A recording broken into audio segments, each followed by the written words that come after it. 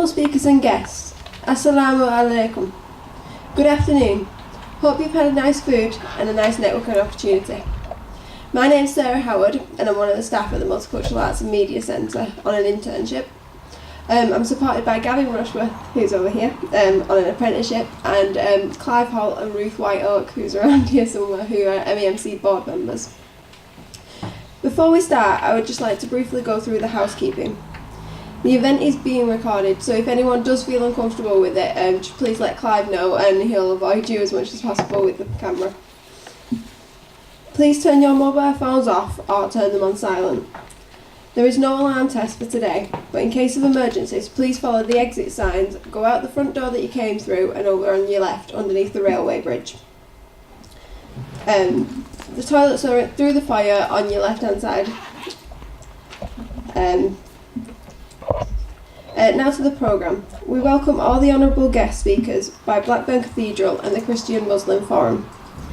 MAMC has helped to invite the local public and participants for this event.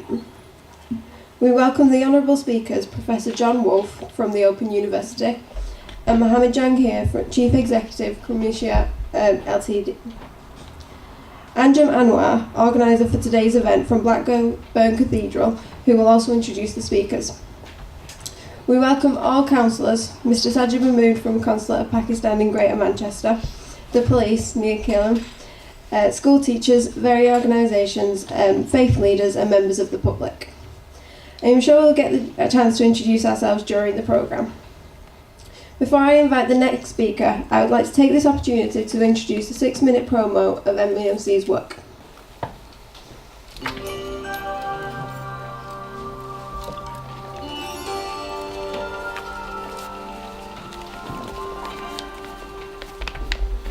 Hi, my name is Mohammed. I'm the Chief Executive for Multicultural Arts and Media Centre. The organisation is a registered charity which has been providing services since 1987.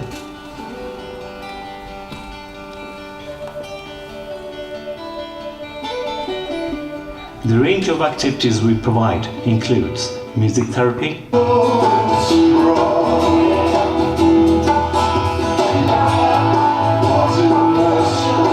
honourable guests, speakers, Assalamu alaikum, good afternoon, and welcome to MAMC. I would like to start with a quote from a UK minister.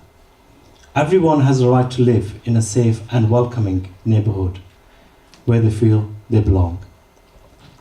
I'll give you another quote from one of the famous saints, Khwaja Mainuddin Chishti.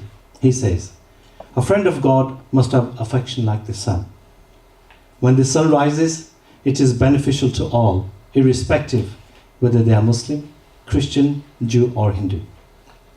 Now, UK, like many others, faces a challenge from terrorism, violent extremism, hate and crime, sexual exploitation, negative image building by certain groups or media, stereotyping, etc. A very small minority seek to harm innocent people in the name of an ideology which causes division, hatred and violence. Here today, and the mass majority, we all condemn any form of violence or hatred. Over the years, the government has invested in the infrastructure and services for housing, schools, colleges, universities, hospitals, and the police that help make communities strong, safe and prosperous.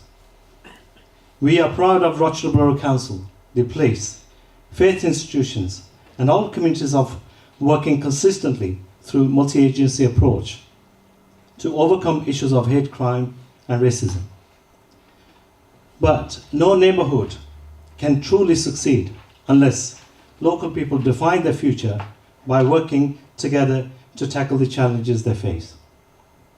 Places where local people, particularly the young people, to have the opportunities, skills and confidence to come together and address the problems they face and support available to resolve them. At the same time, we need to celebrate the achievements and diversity by all communities to feel proud and increase engagement through positive dialogue, culture, faith, arts and heritage and social interaction. Today's event is being organized by and designed by Anjum Anwar from Blackburn Cathedral, Christian Muslim Forum, and MAMC has helped to invite people from all sectors to have the opportunity to positively discuss and express your views. Let today be a constructive discussion which should not target one community or faith. I hope that today we can make positive recommendations as one society to build resilience, aspirations, better understanding and harmony between all communities, to protect the vulnerable people. I firmly believe it is imperative that early interventions and preventions are developed through a multi-agency approach, with the clear aim to divert young people away from risky behavior, support families, particularly by providing vetted information, alternative activities and life choices. I'm looking forward to have an action plan today in which we can all make commitment, take care and responsibility as one community and take a positive message back into society, schools, work and families. I like to start with a quote. I won't take much of your time, literally 2 minutes, which I do quote every time I go anywhere to speak, whether it's for 1 minute or 1 hour. Don't ask me where I've got it from, I haven't got a clue. There's no need to apologize for being honest, as long as one is kind and respectful in the delivery of one's message. Basically, it's not what you say, but how you say it. There'll be many things that you may hear today that you think, I don't like that. Think about it, reflect, come back to me. There's plenty of paperwork there for you to write down. There may be something that you think, well, that's not entirely true. Put it down. We will deal with it. I'm going to give you a very brief outline of who is who. Jahangir Mohammed, who is the first speaker, is a sociologist by background. In the early part of his career, he was a lecturer in social policy and public administration at De Montfort University, Leicester. He has a 25-year senior management career working in and around local government, managing social and regeneration projects and policies related to building local communities. He has extensive experience of working ethnic minority Muslim areas, including undertaking anti-racism and equality initiatives. In addition, he has substantial experience of researching Muslim and minority communities, global Islamic, non-Islamic, political and religious movements since 1980s. Professor John Wolffe is Professor of Religious History at Open University and was recently a Research UK Global Uncertainties Leadership Fellow, leading project on religion, martyrdom and global uncertainties from 1914 to 2014. He has written and edited many books on modern British religious history. A brief synopsis of my research understanding of the whole area of right-wing extremism, war on terror.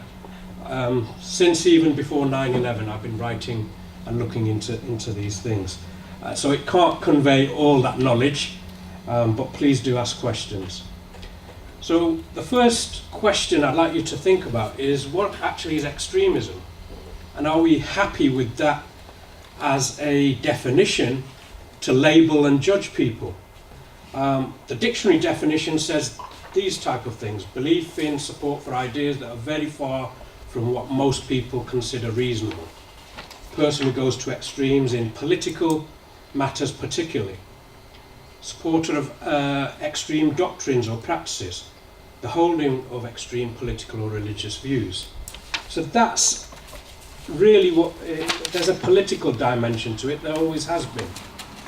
The government definition is this one: opposition to fundamental British values, democracy, the rule of law, individual liberty, mutual respect, tolerance. So there's that first bit of it is political. Then of course the second bit of it is to do with violence, and I think none of us would have any problems with that, but you know, the first bit is, in my opinion and many others, very problematic. It's a political definition, not a legal one, and some of the ideas and where they come from around that I'm going to touch on in later on. But what you should know is that if the government's new proposal comes in the counter-extremism bill, this, or whatever definition they choose, will become a legal definition. And that's going to be problematic, I believe. Now, is all extremism bad? Well, obviously if it leads to violence and hatred, that damages communities, and that is bad. But is political extremism bad? It changes over time. Extremism is in the eye of the beholder. If you asked different people in this audience if something is extreme or not, then I'm sure different people will come up with different things. I'm going to show you a lot of the ideas around the preventing extremism policy have been drawn. The idea that theology is the cause of violence and not the political causes in the Muslim world, and therefore we have to deal with the theology, we have to reform theology, and that's going to become more pronounced in the ideas that are now coming in terms of the extremism bill. And if you look at something like ERG 22+, which is the assessment tool that is used, that is based on the whole idea that political Islam, or Islam with politics in it, is not a legitimate part of the Islamic faith, and therefore that is extremism. And those ideas are coming more strongly in the extremism bill. What I want to talk about particularly is stereotypes, and Jahangir has already sort of touched particularly on the stereotypes that right-wing groups construct. But I suppose I want to take a step back a bit and think about a range of stereotypes which perhaps others of us have. The stereotypes are not necessarily a monopoly of right-wing extremists. And then think how by probing those stereotypes we can get towards solutions to the kinds of problems that Jahangir has been outlining and that concern us all. And I think one of the perspectives I bring to this whole issue is the sense that, in fact, historically we've very much been here before. A lot of the things that are being said about Muslims in the present time were actually being said about Catholics 150 or so years ago. I think it's useful to think about a bit of the sort of recent history of thinking in these areas. Because between the 1960s and 1980s, the discourse was all about race and or of anti-racism, with a context in which where substantial people from Muslim, Hindu, Sikh and other backgrounds were coming into the UK, still religion seemed to be largely invisible and disregarded.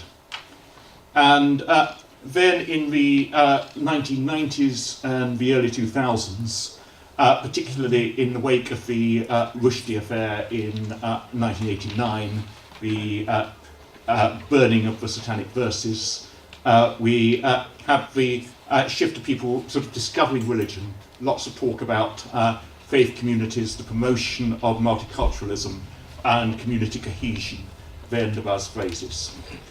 But then, most recently, since the turn of the millennium, we've had what scholars are calling a multiculturalism backlash.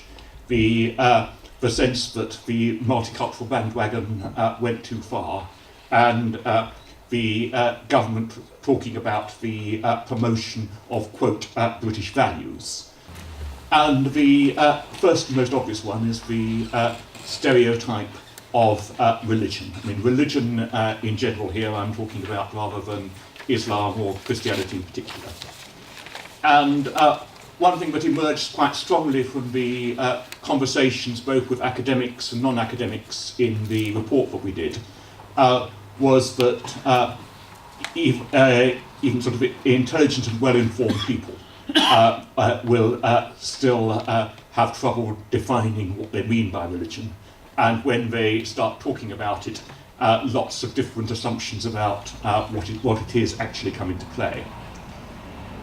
It was also a sort of sobering thought for us as academics that quite often people on the ground, whether in churches, in mosques, in Gurdwaras, can feel that academic approaches do sometimes devalue their own experience and convictions, and the fact that that we as academics still need to engage more fully than we do with understanding the rootedness of people's religious convictions and experience in their daily lives. And there also needs to be an acknowledgement, both in academia, in the media, and in the wider community, of how religions operate in multi-layered and diverse ways. The second stereotype I want to talk about a bit in this context is the security, and what seems to me a crucial point that this sort of language of security distinguishes between what's being called hard security and soft security. And by hard security, I mean the agencies and technology, such as scanners in airports as an obvious example, that are used to detect and to preempt particular specific threats. But by soft security, I mean rather the building of the positive trust and understanding that in the medium term should help to reduce the need for that very hard security. My third stereotype is the secular. And I think this is a stereotype that religious people can be particularly prone to.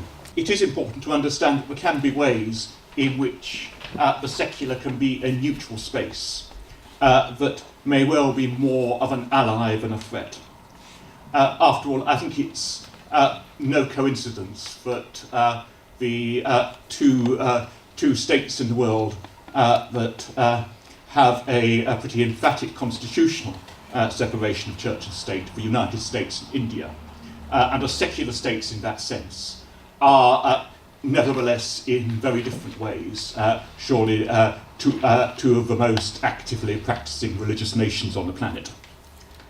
But it should be acknowledged that there are also some varieties of more aggressive hard-line secularism, which almost, I would say, operate in ways like some religions, that people have a firm set of convictions, a sort of intense, one might say, sort of evangelistic zeal to combat what they see as inappropriate religious activity. So I emphasise the importance of religious people avoiding their own stereotyping for secular, and how do we engage constructively with it rather than revert to a kind of fortress mentality. How could we go about using some language of hope, a language that brings people together, that focuses on the goodness but is emotive and is clearly setting out our stall, and yet avoid stereotypes? So maybe if you have some thoughts on that would be great. I'm not sure I've got a sort of immediate language to come out in response to that.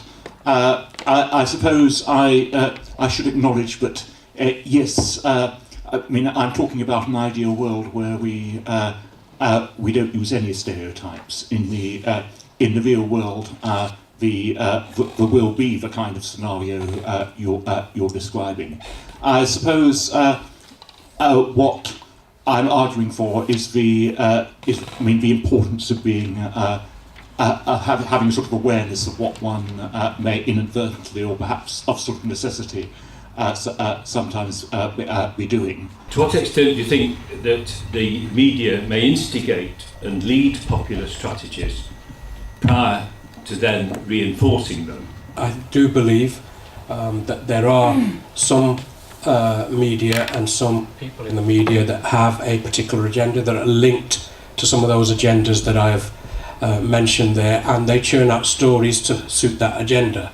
And they have contributed a lot to the growth and development of the ideas about Islam and Muslims in Britain, which have been very negative, which have been damaging, which, if you look at the surveys, have created fear in the host community and created a sense of we are victims and being dealt with unfairly from the Muslim community. We've got 2 schools in this area and in other parts of the borough where one is 100% Asian primary children and the other school is about 60-40. Those children aren't meeting other parts of the community till they go to senior school. That is something we all need to look at. If we want integration, and it's no good starting at 11-year-olds telling children about being integrated, we should be doing it now. Yes, I would absolutely agree, and I live myself in a very diverse area, but I'm struck of the kind of absence of prejudice my 12-year-old son is growing up with through being in a school which has enormous religious and ethnic diversity. And I think if there are practical issues of locality and so on, but I think this is something that is very important. As a long-time anti-racist worker and trainer and somebody who's written policies on cohesion and working together, I would rephrase that question, Terry, because you're dealing with 2nd and 3rd generation British citizens who live here. And integration is a two-way process. Seeing integration as they or the Asian community are not integrating is not the right approach. We live in a society. I live in a road which is mainly middle class. Nobody integrates with me, my wife, and we go out of our way to meet people. That's just the way life is. People are busy, people are at work, people are trying to survive. So yes, we have to do things, but there's a tool that I'd like you to use. You know, people often say, well, their values, the whole idea of British values, where does that come from? It's from it was applied in Nazi Germany. Jews were un-German, they weren't integrating, they lived in ghettos. It's come from McCarthyism, where they had a committee for un-American activities. People were defined as un-American. So we need to not fall into that trap. We have to understand that, as I pointed out to that verse in the Quran, that new communities settle. Sometimes people don't get to know each other. It's the same in a marriage when two people get together. It takes time. Sometimes people have arguments, fights, they have misconceptions about the other. So we need to look at each other in a positive light rather than looking at the negative and stressing the negative. We learnt this too, that you should always look at the positive. So I should look at Anjum and say, what are her positive qualities? And the trainer said, go home and try it on your wife. So I did. I said, what are my positive qualities? And you know what? I was shocked to learn that this woman that I'd been living with all my life, the only good thing that she could come up with was he's great at shopping. And sometimes when you're living in community, it's like that as well. People live side by side, they don't know each other. And we have to look at, why is it all one way? That, their values don't fit in with us. What are the good values that Islam has? What are the good characteristics that Muslims and Islamic people have? And Muslims need to do the same. What are the good things about this society? Those type of discussions need to take place rather than a discussion which says our way is superior to yours, or you are not integrating, they're not integrating, they have this bad point or you have this bad point, because that will never work, because that leads to greater problems. Stop there, because I think it's a very important question, but it needs to be expanded, and we need to discuss the nature of white flight as well. But I'm aware of the time. 1, 2, 3, Shaida. We as an organisation looking after mosques always are targeted. Whenever anything happens, the mosques have to respond. Now, the issues are known, the impacts are known as well. How do we get that message to the powers that be, to the institutions, to government, so that they actually know that it's not just a Muslim issue, it's a wider societal issue? Is the scope for finding the time to be more proactive? And I think that is the challenge for all of us, but for to have a Muslim perspective on the wider societal issue, which isn't being put forward in the context of some kind of outrage, whether it's across the channel or on our own doorstep. I think that's the kind of thing we should be working towards. I think it's.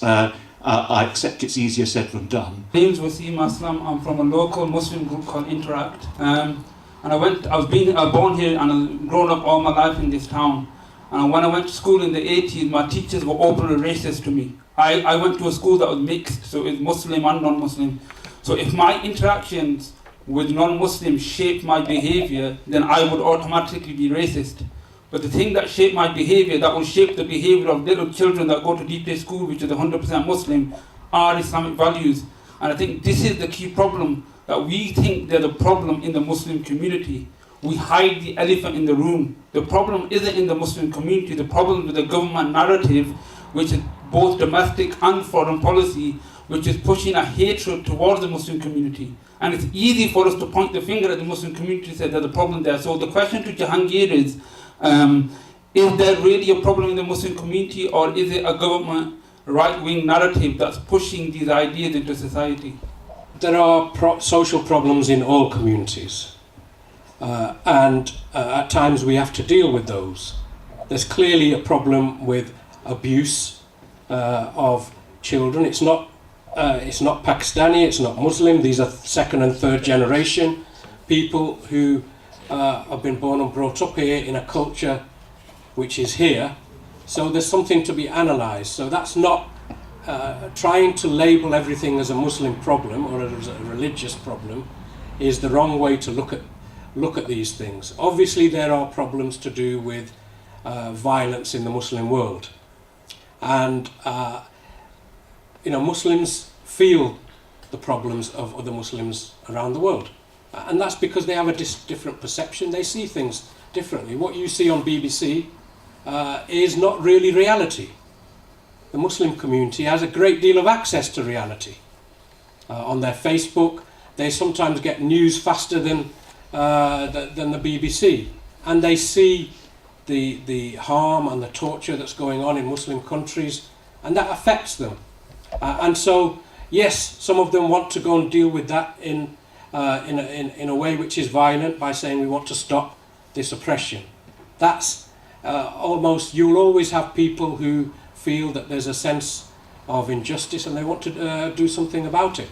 Others, and I've been in the region, young Muslims, they do some amazing charitable work. If you saw what charitable work they do, and in the areas on Turkey where the mainstream charities, the big charities don't work, they work through the Assad regime in the other side by delivering these youngsters who've set up charities, deliver ambulances. They're doing some amazing work. You would be proud of them as British citizens that these Muslims are going and putting their life. I mean, if you know what a barrel bomb is like, a barrel bomb, when it drops, it has all kinds of metal which fires out and hits you. They literally have to avoid these when they're taking aid into that area. So the perceptions of problem have to be put into a realistic content, and yes, there is an agenda. The agenda is real, to try and malign and put the understanding of Muslim social problems into a particular context. Violence is one of those. Political violence in the Muslim world is not a theological problem. Europe has been through it. Europe had decades and centuries of violence before it reached the stage that we're in today. The Muslim world is going through a process of political change, and violence is an inevitable outcome. If you see that purely in terms of theology, you're ending up in the wrong place, which a lot of the policy makers and the neocon ideologists are doing, but they do it deliberately because they have a strategy.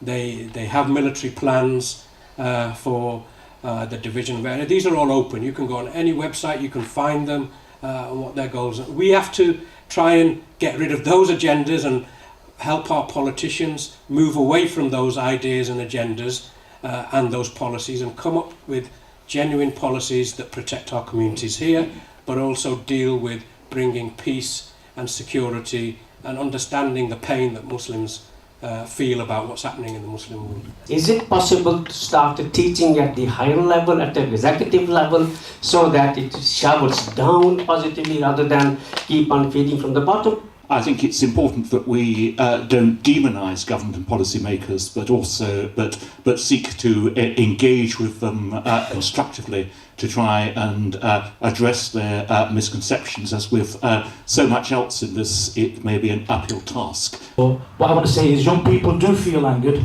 do feel voiceless, but it's having those difficult conversations and debates and providing a safe place for them to come and talk and say, yes, we are watching this on the news, whether it's for Palestine or whether it's on the other side of the world, and this is what we need to bring together people and have this dialogue and talk about the differences. I'd endorse that. I mean, both in the sense of the importance of building these cross-community links so that there is the resilience and mutual understanding when somebody like the EDL comes to disrupt from the outside to disrupt a particular community. But also the importance of getting the good news stories out. I mean, the media loves bad news because it sells newspapers, but to try and tell that kind of story when the opportunity arises, I think is very important. I'd like to ask Jahangir actually if he considers that the situation of extremism now has it become chronic, because he prescribes antibiotics, and in my opinion, antibiotics, the typical one on the NHS is amoxicillin, and a lot of viruses become immune to that. What would he prescribe instead? And the other one, very joint linked, is has he got a treatment for somebody who doesn't take it? Okay, I didn't prescribe the antibiotics. I was prescribing the opposite, which was that society has to challenge the ideas, it has to develop, and it has to allow those ideas to be exposed to society and others, so we can develop a natural response rather than the antibiotics, which doesn't tend to work. The problem with extremism is one of definition. If you keep redefining this idea and that idea as extremist, you're going to get a lot of extremists. It's a problem of classification. And that's what the government and government policy is doing. The government's anti-terror legislation is built upon this idea, which you've touched on in your presentation, that religiously conservative or even politically extreme ideas could foster terrorism and create violence or lead to political violence. From your research, is there any credible academic evidence to support these claims? In terms of evidence, the theory of Prevent is that bad ideas lead to violence. That is not academically proven. It is a theory, and it is drawn from those sources that I've told you about. A lot of it is from Orientalism, from past anti-Islamic attitudes which relate violence to the religion. You have something on your table. Put down what you think that you can do, and we will take that forward. It's there on your table. Whatever you think is the next object, or should be the next object. Are we going to get all these questions and answers? Yes, you are, sir. This is what I have been saying to you. If you read the program, if you will just put down, and this is what I said at the beginning, we can't resolve the problem of either Rochdale or United Kingdom or even Timbuktu, but every drop washes the stone. Every single piece of information will help us. We will take this forward. We know we can take it forward. Can I just, on behalf of Multicultural Arts and Media Centre, thank all the speakers and Raji for helping to organise this. I'm also very honoured to have people from all the sectors here to be involved in this discussion. Hope we've learned something from each other. It's not an easy answer to anything. So it's the start of things.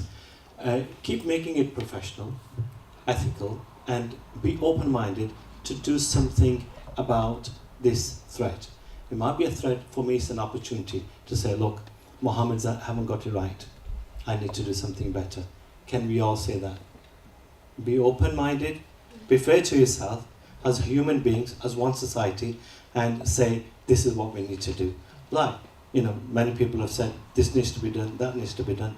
Well then, here's an opportunity, let's do it together. That's all it takes. Think human, think as one society, and let's create the harmony that we all need to do. Thank you very much for being here. Thank you very much.